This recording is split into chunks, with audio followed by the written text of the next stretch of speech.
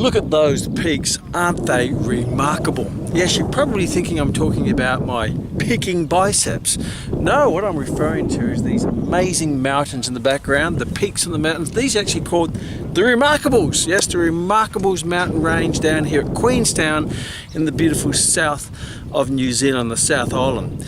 And talking about peaks, yes, people do ask, can I peak my biceps? Because you get people in the gym doing specific exercises trying to get specific outcomes, whether they want to get thickness or width or shape or sculpture.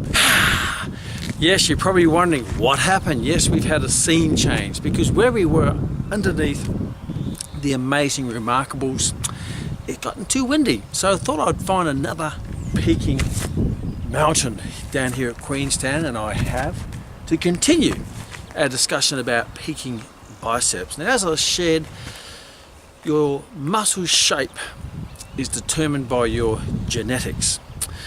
Now, when it turns to peaking muscles, when I was young and buffed and lifting lots of weights, I used to have a very big peaking muscle. I used to flex my arm and a big tennis ball would pop up on top of my arm. And the reason why I used to pop up so much is because I had a short muscle belly. My genetics has a short muscle belly and long tendons. So when you have a short belly and long tendons and you flex it, the muscle belly pops up more. It's more, compact, you could say. And no, I didn't train for that. That was just my genetics. No matter what I trained, I always had that same basic popping up type tennis ball.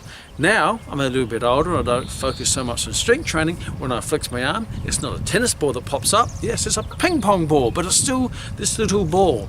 However, there are other people who don't have those genetics.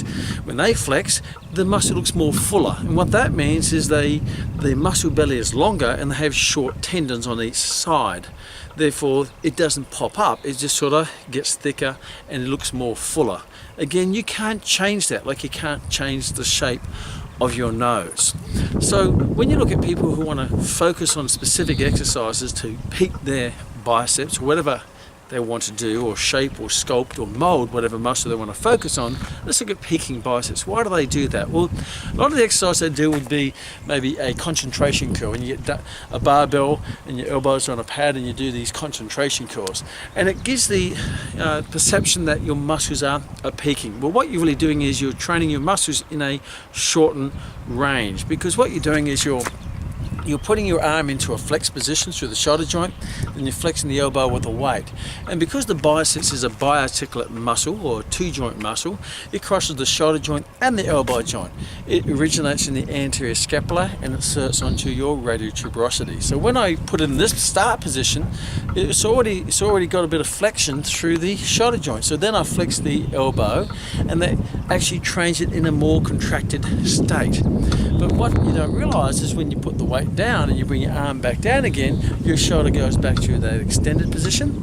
Therefore, the bicep lengthens and returns to its resting length and shape, because that's the elastic properties of muscles. One of the muscle characteristics is that if you can lengthen or contract a muscle, it doesn't matter, because you'll always return to its resting shape and length. Because if you can change the shape of a muscle through your weight training exercises, you get two people who are completely looking different, give them the same weight training program, and then over time they'd start looking identical to each other because their muscles would mold according to the exercise selection that they're picking. So no, you can't change the shape of a muscle. What you can do is you can get stronger and you can lay down more muscle tissue, so you just become a bigger version of yourself from a muscular point of view, particularly if you're a man full of testosterone. Women, you don't have to worry too much about that. You don't have the capacity to put on muscle.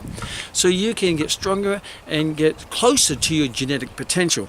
Then on top of that, if you get rid of the fat on the top, then you're going to present a better showcase for your muscles and your muscles genetics. So maybe stop focusing on what exercise I should do to change the shape of my muscle, whether it be peaking or sculpting or molding or lengthening, and maybe focusing on picking good compound-based exercises and getting stronger in those exercises, because when you get stronger, then your body will transform and get closer to its genetic potential, and that would be no cow poo.